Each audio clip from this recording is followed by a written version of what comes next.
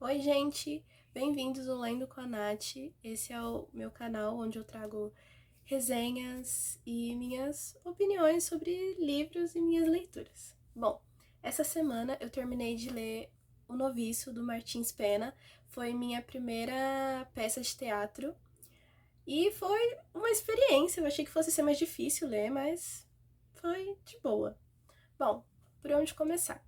Essa edição é a minha edição do Estadão. Eu comprei ela num sebo há um ano mais ou menos atrás, ou 2 anos. E olha, a única crítica que eu tenho a essa edição é que ali no rodapé, onde a gente tem o significado de algumas palavras da época e tudo mais, aqui é um pouco mais difícil de entender no desse do Estadão. São poucas palavras que eles traduzem, vamos dizer assim, e muito bem organizado, na minha opinião, mas não significa que não dê para ler. Bom, O Noviço é uma obra de 1845, e vai se tratar de, como que eu posso dizer? De uma gambiarra, de uma estilo novela das 8 da Globo. Bom, a gente tem o Ambrósio nessa história, e o Ambrósio é aquele típico vilão que quer tirar vantagem em tudo. O Ambrósio, no começo do livro, na primeira página, a gente já tem uma fala dele falando que é muito fácil você ser rico. Basta você se esforçar. E se você não é rico ou não conseguiu ficar rico ainda, é porque você não está se esforçando o suficiente. Ele fala que, eu era pobre, pobre de marré, mas agora eu sou rico. Só que o que ele não nos conta é que Ambrósio é rico dando golpe nas pessoas, é mole? Bom, vamos à nossa história. O Ambrósio é um homem que acabou assim, é noivo de uma mulher chamada Florência, que está há uns 3, 4 anos viúva. E o plano do Ambrósio é colocar os dois enteados dele, a Emília e o Juca, num convento, para que o Juca se torne fradê, que é como se fosse um irmão na parte da Igreja Católica, que eu nem sei se usa esse termo ainda, eu só vejo nos livros clássicos se usando esse termo, e a Emília poder se tornar freira. Ele colocando eles lá, ele pode ficar com a parte da fortuna. E a gente vê que o Ambrósio, ele é um personagem muito manipulador. Ele usa todo o repertório dele, toda a dicção dele para fazer convencer você que ele tá certo e que ele, se você fazer isso é por uma boa causa, porque ele vê muito potencial em você. E é o que ele faz com a Florência. Ele a todo momento manipula ela para que ele possa tirar vantagem. Porque a Florência, ela chega a ficar meio assim, tipo, mas é certo eu colocar a Emília num convento? E aí ele fala, não, porque o mundo é cheio de obscenidades e num convento vai ser um melhor lugar onde ela vai poder estudar, estar mais perto do caminho correto de Deus e piriri pororó. Logo um homem que dá golpe nas mulheres falando do caminho de Deus. Mas tudo bem. Só que tem um porém nessa história. Nos introduzidos dois personagens muito interessantes. O primeiro é o Carlos. O Carlos, ele é sobrinho da Florência, que é a mulher do Ambrósio. E o Carlos, ele já estava num convento por influência do Ambrósio. O Ambrósio, ele pediu muito para Florência colocar o Carlos lá, com o intuito dele poder também ficar com parte da herança do Carlos. Por quê? Quem cuida do Carlos é a Florência, já que a mãe dele faleceu e, se eu não me engano, o pai também. Então ela ficou nos cuidados do Carlos.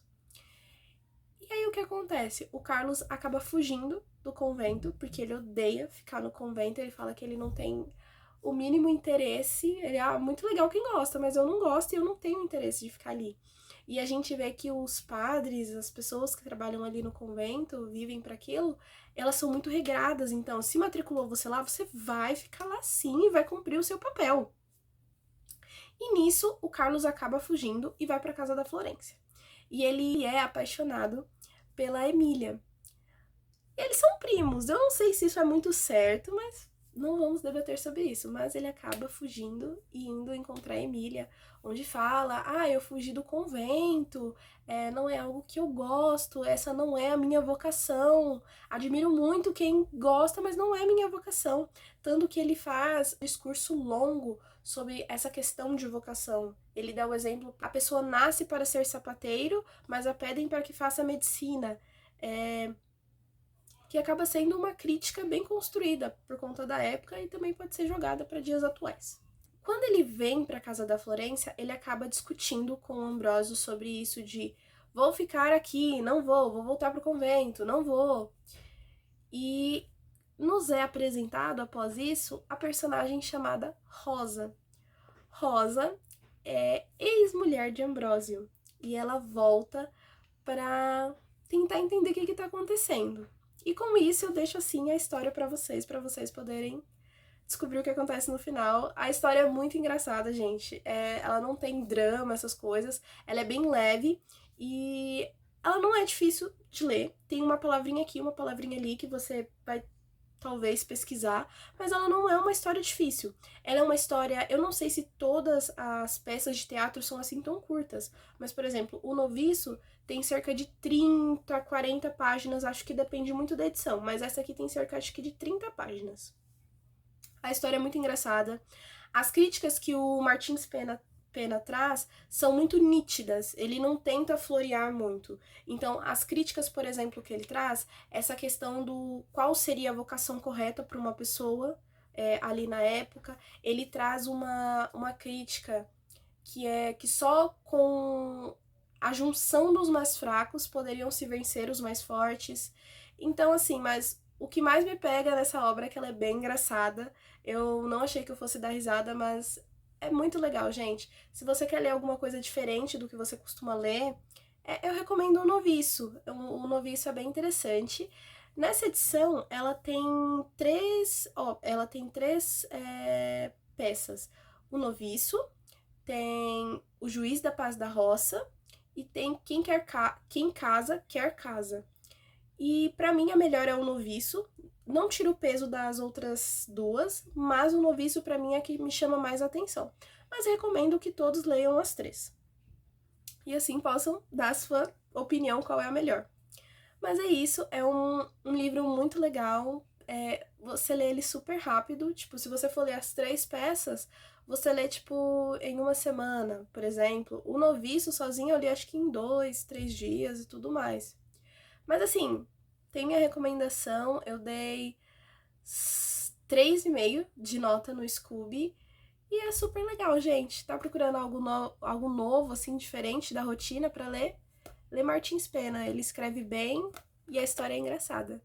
E é isso, caso você tenha gostado, eu vou deixar o link desse livro aqui embaixo na descrição. Talvez eu não sei se vou achar dessa edição, mas vou procurar alguma boa e colocar aqui embaixo.